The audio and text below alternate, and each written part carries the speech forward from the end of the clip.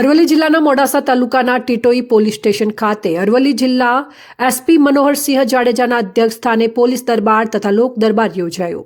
Police દરબારમાં police સ્ટેશનના PI કે.આર. દરજી તથા પીએસઆઈ હિતેન્દ્રસિંહ રાઠોડ અને પોલીસ સ્ટાફ સાથે એસપી મનોહરસિંહ જાડેજાએ પોલીસ સ્ટેશન ખાતે થતી કાર્યવાહીઓની સમીક્ષા કરી।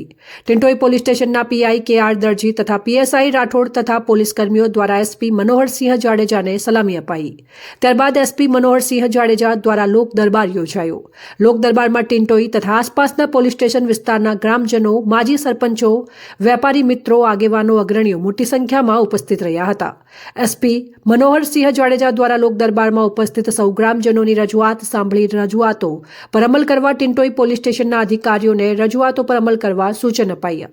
મોડાસાના ડીવાયએસપી વાઘેલા સહિત અન્ય પોલીસ કર્મીઓ પણ લોક દરબારમાં ઉપસ્થિત રહ્યા હતા। લોક દરબારમાં અરવલ્લી પોલીસ વિભાગ દ્વારા નિઃશુલ્ક આંખોનું ચેકઅપ કરવામાં આવ્યું હતું। ટીટોઈ પોલીસ સ્ટેશનના વાર્ષિક ઇન્સ્પેક્શનમાં આજે અમે અહીંયા પોલીસની વિવિધ કામગીરીની સમીક્ષા કરી છે।